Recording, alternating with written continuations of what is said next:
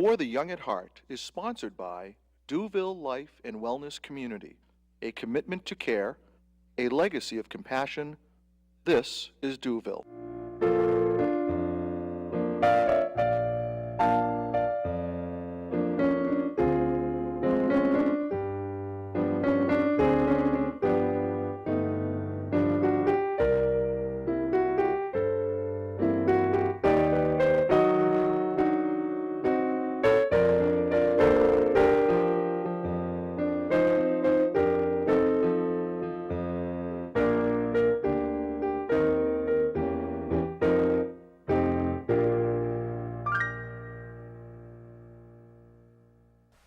Hello, welcome to For the Young at Heart.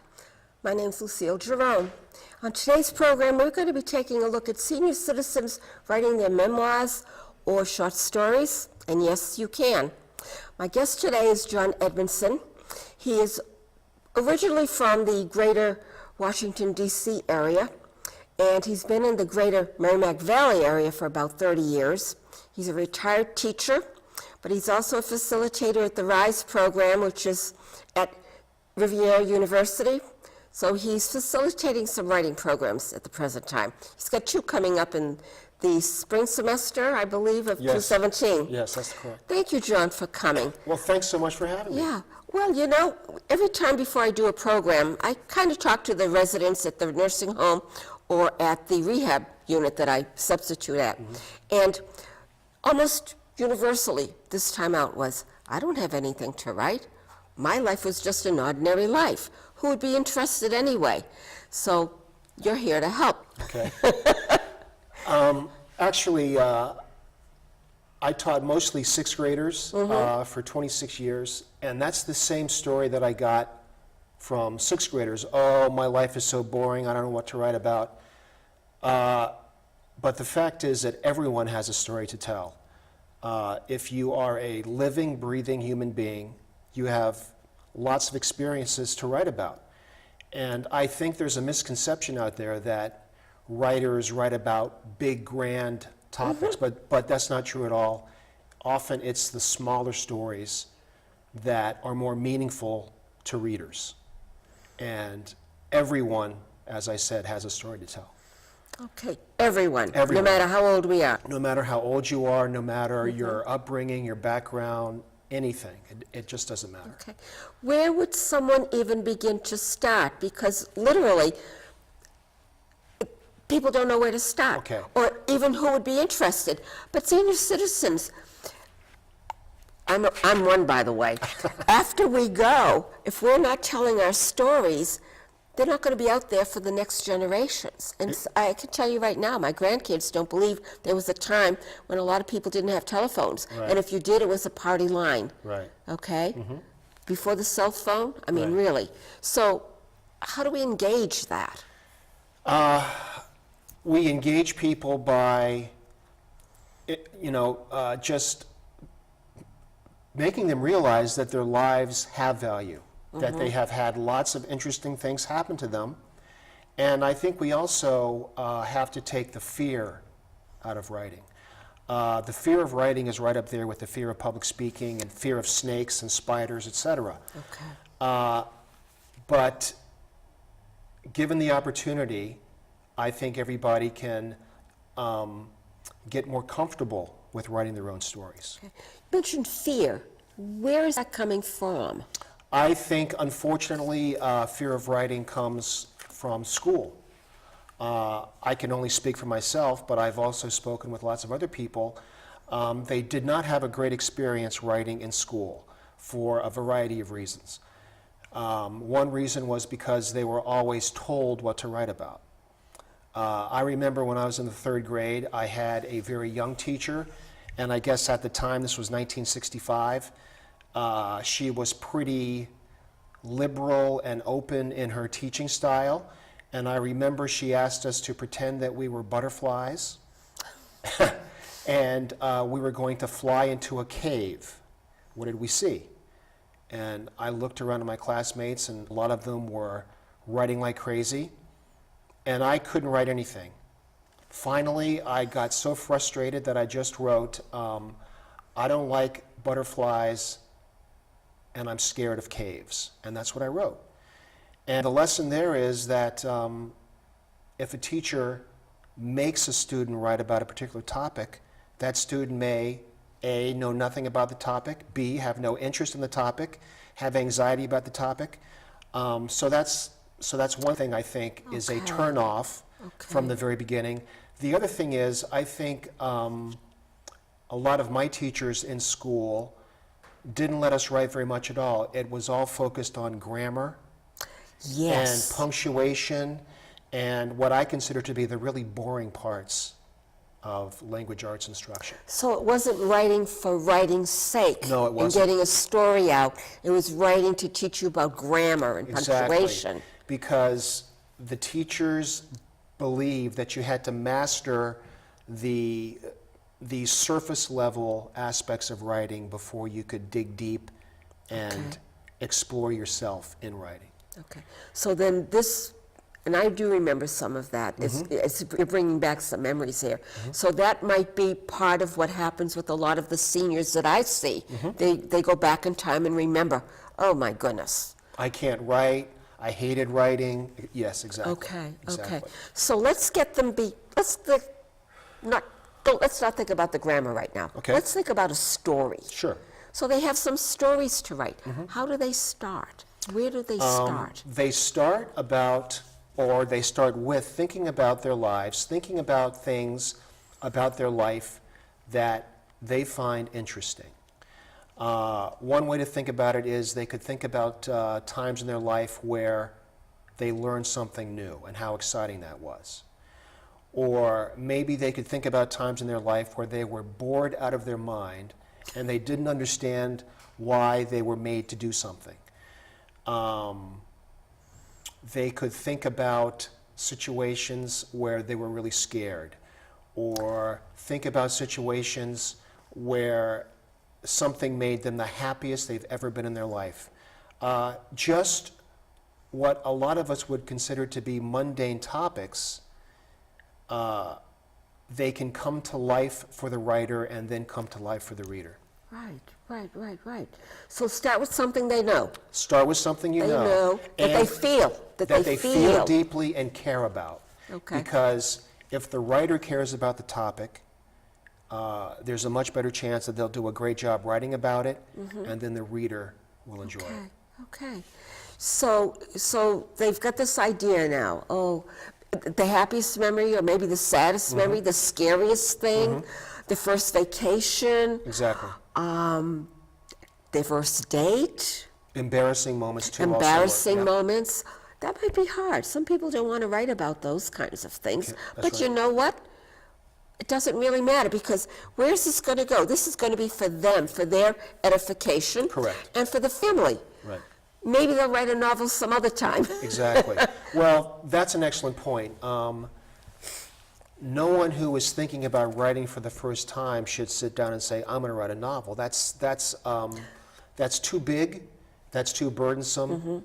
It's way too challenging. Start small. Start with a personal narrative. Start with a poem. Start with anything that you care about. That's the key. You have to care about the topic. Okay. So they're caring about this topic and they're sitting down.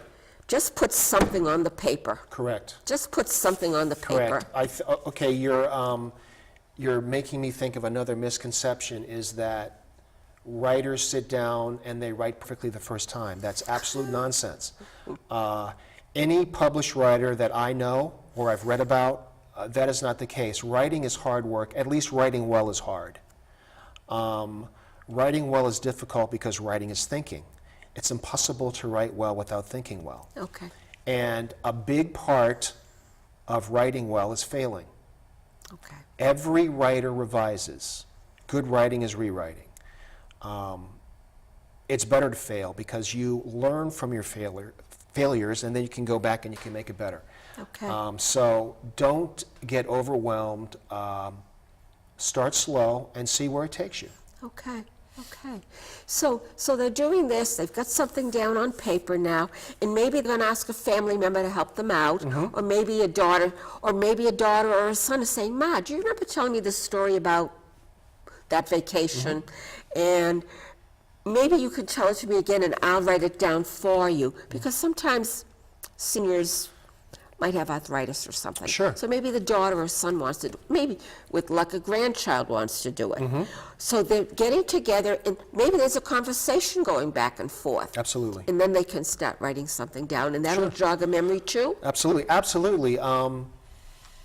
One of the strategies that a lot of writing teachers use is for their students to talk out the story first.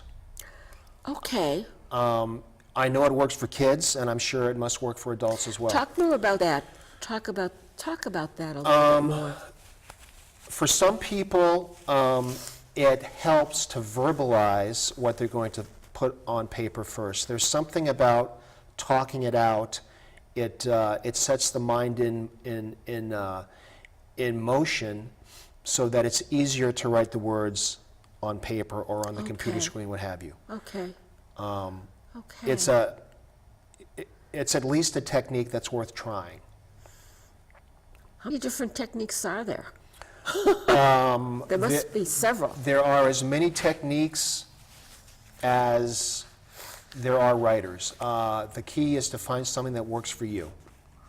Going back to how we were how we were taught to write in school, I remember having English teachers who insisted that we outline everything Yes. before we write, and we had to have all the Roman numerals lined up and all the capital letters. Well, I was the kind of student who had to write the research paper first. I couldn't write the outline. I didn't know what I was going to write until I sat down and started thinking on paper. So what I would do is I would write my term paper first, and then I would go back and write the outline, and my teachers never knew the difference. And I know that I was not the only one. So it's all about your thinking style. I guess there are some writers who do outline everything. I just Right. don't know of many. Okay, but that's telling me something else here. There are different learning styles. Absolutely. And no matter how old we are, we might have incorporated our own learning style over many, many years. That's right. So to think that there's only one format or one way to write the story or the memoir, that's a mistake. That's a huge mistake. That's a huge mistake. Huge, yes. Okay. That's an important piece of information, I think, because I can imagine people thinking there's only one way, like there's only one recipe. Women already know there's not only one recipe for apple Right. pie, okay? There are many different recipes for apple pie, but you have to follow the recipe. Right. For writing, it's not necessarily Not at a all. recipe. Not at all. And I think that's true for all kinds of art forms. Okay. I don't think there's one way to paint a portrait. I don't think there's one way to write a song. Okay. I don't think there's one way to throw a pot. And I think if you talk to people in those different art forms, they would tell you the same thing. Okay.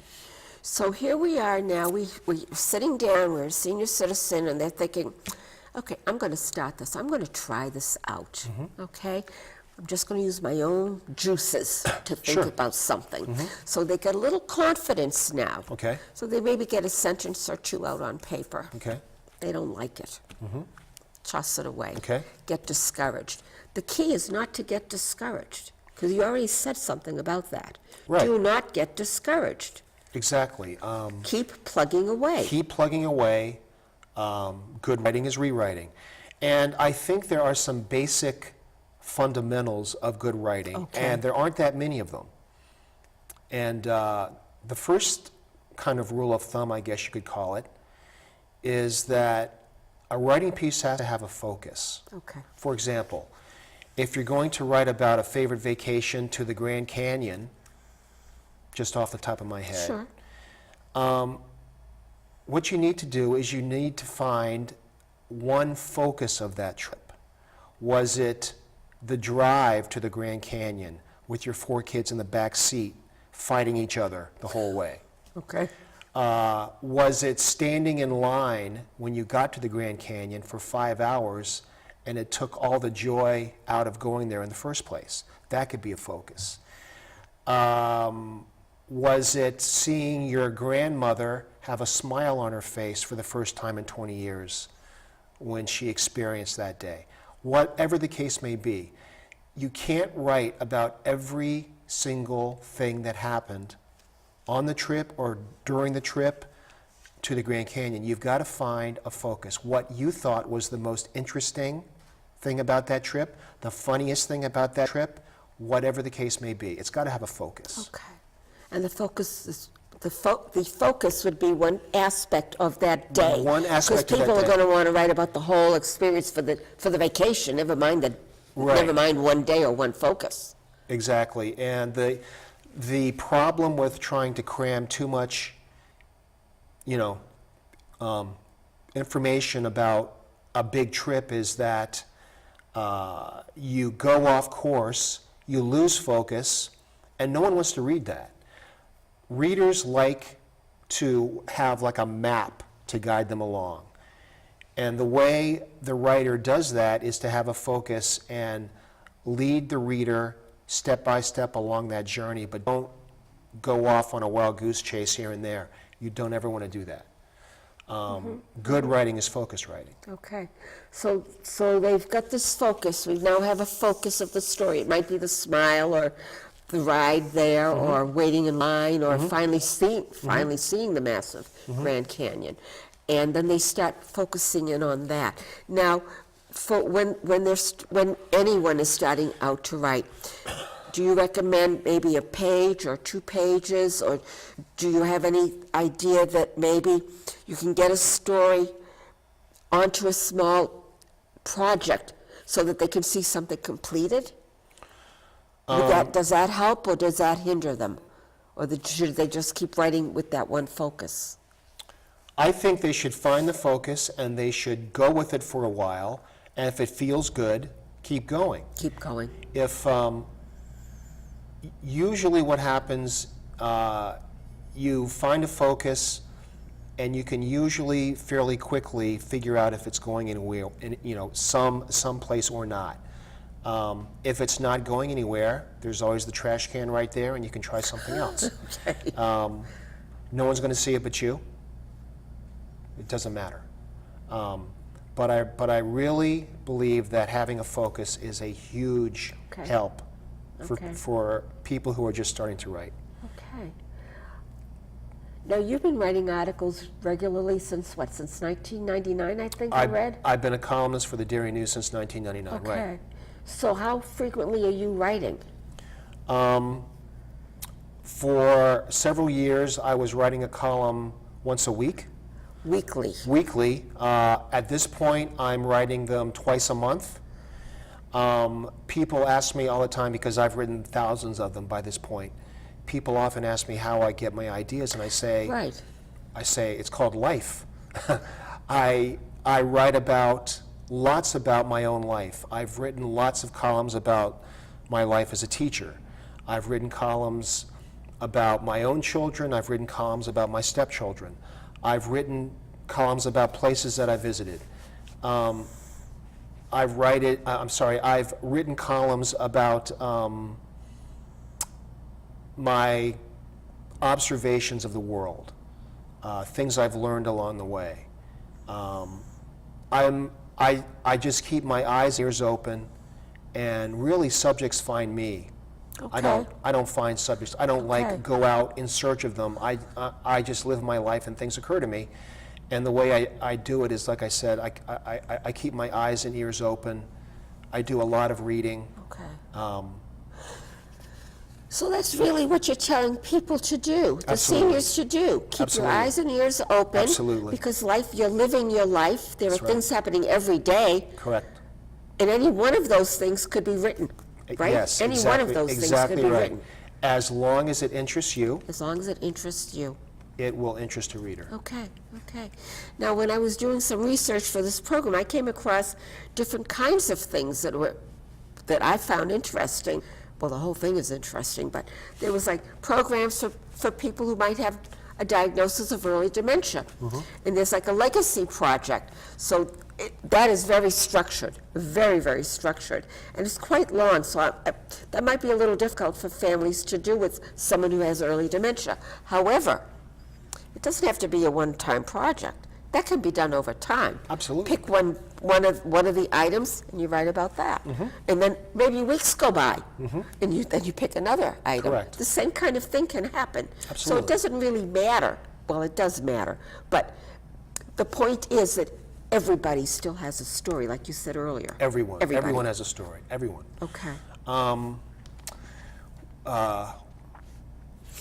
Willa Cather, she was a famous writer, late 19th century, early 20th century, a novelist. I can't remember the quote exactly, but it was something to the effect that every novelist draws from their life from around the ages of 6 to 12. Oh, So that stories develop very early in people, and it's just a matter of spending some time thinking about your life, kind of mining it, and coming up with the good nuggets. So, and believing that you have some good nuggets there. absolutely. Okay? It could be waiting at a stop sign and and you're in a rush to get somewhere. What are you Exactly. feeling? Exactly. That resonates with a lot of people. That Absolutely. just resonated with me because it happened not too long ago. Right. But that could be a story right there. Absolutely. I think that's the piece I hope people can really get. There can be anything as long as there's the focus. Right. Okay? My last column for the Derry News was about going into Home Depot recently and being stunned that there are Christmas trees, fake Christmas trees with lights attached to them. Now, I'm sure that actually I know they've been around for about 20 years. And but for whatever reason, that technology just passed me by. So I wrote a whole column about my fascination with fake Christmas trees that have the lights attached. And of course, I bought one, and it was up in 10 minutes. So it made my life a lot easier. Yes. So No stringing the lights. no. And so, on one level, that's a silly topic, but I got a whole column out of it, and I enjoyed writing about it. And it's just, Yeah. I think it's a great example of one of those mundane, Yeah. common, ordinary things that happen to all of us. Right. It's a universal in a way. It's a universal, Right. and that's what readers like to read. They like to see that they're not the only person thinking about something. And when it's handled by a skilled writer, it's very, very entertaining, and it's meaningful. So, Okay. How might people keep their ideas together? I can see someone maybe sitting down having an idea. Maybe they have a notebook or maybe a journal. Maybe some people keep journals. They can turn that somehow into a story too. what I did for a long time, and I should keep doing it, I've stopped doing it. I guess it's because I have more experience finding topics, or the topics finding me, but I used to walk around with a big index card in my pocket, and I had a pen or pencil, and I would constantly jot down anything that happened during the day that I thought was interesting, Yeah. funny, Yeah. sad.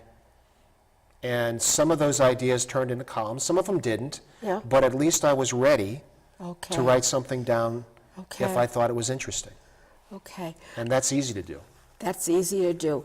I remember talking to a daughter of one of our residents at the nursing home about a year and a half ago, closer to 2 years now, actually. And her mother had an interesting life, very interesting life. So this daughter would jot down, Ma would say something, and the daughter would jot down to explore later on. She'd pick a napkin, she'd pick a piece of paper, and then she'd lose these things regularly. And I remember saying something like, maybe have a little notebook with you if you're going to do something like that. But But I remember distinctly, she'd pick a napkin and write down, Ma talked about this, I have to remember to talk to her about it. It's like, okay, that's a good start, but now organize it somehow. Exactly. Organize it somehow. Exactly. So focus, organization. Some other good tips for people just starting out. There's an old saying that lots of writers use, show, don't tell. Oh. Have you heard that before? I think so, yes. Okay. I remember that in a class I took somewhere. Okay. Basically, it means don't write that a young girl was shy. Instead, focus on what that shy girl looks like. It's important to use details to show character. It's always better to show with specific details than it is to just come out and say a child is shy or a teacher is boring or what have you. Show, don't tell. Very, very important. So how was the teacher boring? Exactly. How was the teacher boring? How was the teacher boring? What was she saying? Right. How was she saying it? Right. Exactly. How did you know this girl was shy? What did she look like? What did she Exactly. sound like? Yes. Okay. Yes. That's exactly right. All right. What other hints do you have? Because we'll be winding down in a little bit. Okay. What other hints do you have to help our writers out there? Okay. Going back to our school days, Yep. I remember teachers always telling us the importance of adjectives when we write. Actually, the best writers try to limit the number of adjectives. The two most important kinds of words for a writer are nouns and verbs. Okay. Concrete nouns you can see like cup, table. Don't write furniture, be specific about the furniture. And verbs are so important because they show action. And if you write with active verbs, it helps the reader picture in their mind what you're writing about. You are painting word pictures as a writer, and verbs and nouns let you do that. Okay. So earlier when I said something about the party line, how do you describe party line for some? Are you old enough to remember party line? I do. I remember party lines. I remember my mother using that phrase all the time. Yeah. And I only remember a couple of times actually picking up the phone, trying to make a call, and Yeah. there was somebody already on the line. That's right. So I kind of made Yeah. that And then connection. sometimes you'd have a discussion with that person on the line. Yeah. I need to make a call. Please shorten your call or Well, something. What I would do in that case, I would write a scene Yeah. with that situation happening. Yeah. Okay. Instead Okay. of just throwing out the term party line, I would describe it happening. Describe it. I want to thank you for coming today, and I want to show you brought some interesting materials, and so didn't I. This entire booklet is written by senior citizens, Yes. short stories and poems, the entire Absolutely. thing. Everyone is a senior citizen. And this book with prompts, but you have already said you don't really think prompts are necessarily a good idea, so you know what? Scrap that. Scrap that. What final tip might you have for our audience as Well, we close down? Writers need to write, obviously. That's the way you get better. But the other way that you get better is to read. Okay. Read as much as you possibly can. I brought my 3 favorite writing books. One is called On Writing Well by William Zisser. He is one of the writing gurus. The other one that I used as a teacher, it's called What a Writer Needs by Ralph Fletcher. Okay. It's an excellent book, and it talks very much about some of the things that we just talked about here. Okay. And my favorite all-time book is Bird by Bird by Anne Lamott. Very Number good. 1, it's hilarious, and number 2, it's got some great tips in there as well. Thank you so much, John, for coming today, and thank you for watching, and hopefully we'll have some new writers out there. Thank you for asking me. Thanks. Okay.